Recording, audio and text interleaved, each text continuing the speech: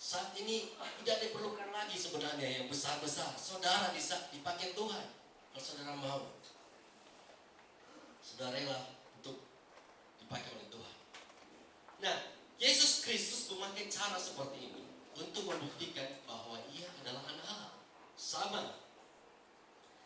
Dalam Yohanes 20 ayat 30 dikatakan, memang masih banyak tanda yang lain yang dibuat Yesus di depan mata murid-muridnya yang tidak tercatat dalam kitab ini. Tetapi semua yang tercantum di sini telah dicatat supaya kamu percaya.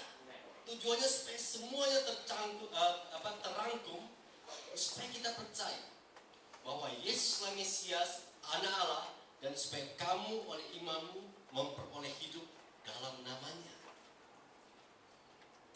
Apa itu saudara yang dicatat? Lukas 7 ayat 20 dikatakan ketika kedua orang itu sampai pada Yesus, mereka berkata, Yohanes Pembaptis menyuruh kami bertanya kepadamu, engkaukah yang akan datang itu, atau haruslah kami menantikan seorang yang lain? Pada saat itu Yesus menyembuhkan banyak orang dari penyakit dan penderitaan dan dari roh-roh jahat, dan ia mengaruniakan penglihatan kepada banyak orang buta. Dan Yesus menjawab mereka, pergilah dan katakanlah kepada Yohanes apa yang kamu lihat dan kamu dengar.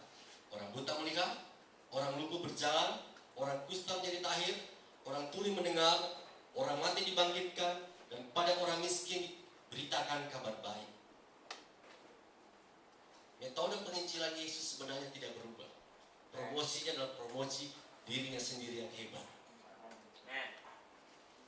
Iya, promosi. Yesus perlu promosi. Promosinya apa? Dirinya yang hebat. Orang lumpuh berjalan, orang kusta menjadi tahir, orang tuli mendengar, orang mati dibangkitkan, dan pada orang miskin diberitakan kabar baik.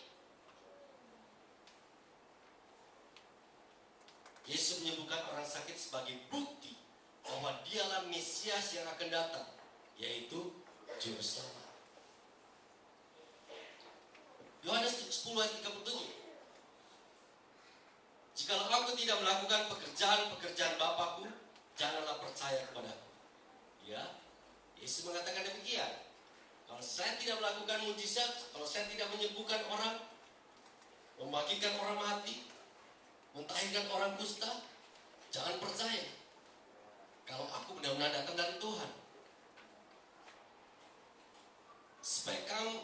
Tapi jikalau aku melakukannya dan kamu tidak mau percaya padaku, percayalah akan pekerjaan-pekerjaan itu, supaya kamu boleh mengetahui dan mengerti bahwa Bapa di dalam aku di dalam Bapa. Kadang-kala Yesus mau menunjukkan, lihatlah kerjaanku. Apakah ini pekerjaan manusia atau pekerjaan Tuhan? Ya kan? Banyak orang tidak percaya kalau kita berkata-kata sesuatu yang luar biasa. Tapi kalau ada di depan mata, suatu yang mujizat terjadi, mereka akan lihat, oh itu luar biasa, itu hanya oleh dari Tuhan.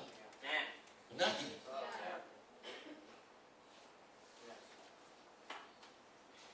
Yesus menjawab mereka, aku telah mengatakannya ke kamu, tapi kamu tidak percaya. Pekerjaan-pekerjaan yang kulakukan dalam nama Bapakku, itulah yang memberi kesaksian tentang aku. Kesaksian Yesus adalah pekerjaan-pekerjaannya yang dahsyat. Tapi kamu tidak percaya karena kamu tidak termasuk domba-dombaku. Jadi pemulihan yang Tuhan inginkan adalah pemulihan keberanian, pemulihan kuasa, pemulihan kekudusan. Kita lihat pada Elia, ada roh Elia yang akan dipulihkan, dibangkitkan. Nah, satu hal lagi yang berkaitan dengan itu adalah pemulihan satu jabatan. Yesus punya 3 jabatan. Yang pertama adalah imam agung. Kemudian yang kedua adalah nabi. Dan yang ketiga ialah raja di atas segala raja. 3 jabatan: imam, nabi, raja di atas segala raja. Ketiga macam jabatan juga untuk gereja ada. Gereja bisa sebagai imamat, gereja bisa juga sebagai profetik, sebagai nabi maksudnya. Bisa juga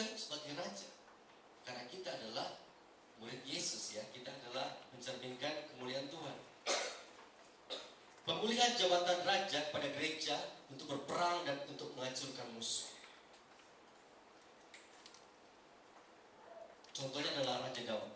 Jadi kalau jabatan imam itu kita udah tahu banyak ya, kita harus berdoa, banyak berdoa. Karena gereja adalah imamat, ya, imamat rajani. Kita banyak berdoa. Jaringan doa ada di mana-mana, benar tidak? Di Bandung, di Manado pasti ada jaringan doa. Kita punya jaringan doa sekota. Kita diajak untuk banyak berdoa. Artinya kita merendahkan diri di depan Tuhan, menaikkan wajah dan merendahkan diri.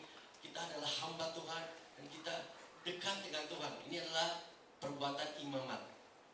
Profetik, kita menyampaikan isi hati Tuhan, bernubuat, menyampaikan hal-hal yang tersembunyi yang Tuhan inginkan kita berbicara. Tapi raja, ada yang berbeda sebenarnya. Pemilihan raja adalah untuk berperang dan menghancurkan musuh. Dan raja itu adalah otoritas. Dia punya otoritas. Kalau dia berkata, kerjakan ini, hal itu akan dikerjakan oleh anak buahnya. Contohnya adalah Raja Daud. Raja Daud adalah seorang raja yang punya otoritas. Jadi jabatan raja memakai otoritas untuk menjalankan kehendak dan mewujudkan pemerintahan daripada raja. Otoritas yang besar bisa mengatakan pada otoritas yang di bawahnya supaya dia kerjakan dan hal itu akan dikerjakan. Kesaksian Raja Daud. 1 Samuel 17 ayat 8. Ia berdiri dan berseru pada barisan Israel, katanya kepada mereka, mengapa kamu keluar untuk mengatur barisan perang? Bukankah aku seorang Filistin dan kamu adalah hamba Saul? Pilihlah bagiku seorang dan biarlah ia turun mendapatkan dagu. Siapa yang berbicara ini? Coba perhatikan. Kata-kata ini keluar dari mulut siapa? Kata-kata ini keluar dari seorang yang badannya besar, badan yang tinggi besar, dengan perlengkapan perang yang luar biasa. Dia adalah Goliat. Dia adalah Goliat. Goliat menantang barisan Israel, tapi Goliat hanya mau menantang satu orang saja. Dia mau menantang Saul, yang paling tinggi dari semuanya. Dia bilang, pilihlah bagiku seorang dan biarlah ia turun mendapatkan dagu. Jika ia dapat berperang melawan aku dan mengalahkan aku, maka kami akan menjadi hambamu. Tapi jika aku dapat mengguli dia dan mengalahkannya, maka kamu akan menjadi hamba kami dan takut kepada kami. Pula kata orang Filistin ini, aku menantang hari ini barisan Israel. Berikanlah kepadaku seorang supaya kami berperang seorang lawan seorang. Intimidasi. Suatu yang besar, raksasa, menantang. Ketika Saul dan segenap orang Israel mendengar perkataan orang Filistin ini, maka cebaslah hati mereka dan sangat ketakutan. Seorang yang besar, yang bertenaga dan kelihatannya menyeramkan, kalau menantang kita, kita biasanya cemas, kita biasanya ketakutan. Seorang petinju kalau dia punya rekor seri 5 kali, ya kalah 5 kali, menang tidak pernah, takut untuk menantang orang yang menangnya 100 kali, seri nggak pernah, kalah nggak pernah, ya kan? Karena jelas rekornya berbeda. Dan Goliat seperti itu, tidak pernah kalah, menang terus. 1 Samuel 17:23.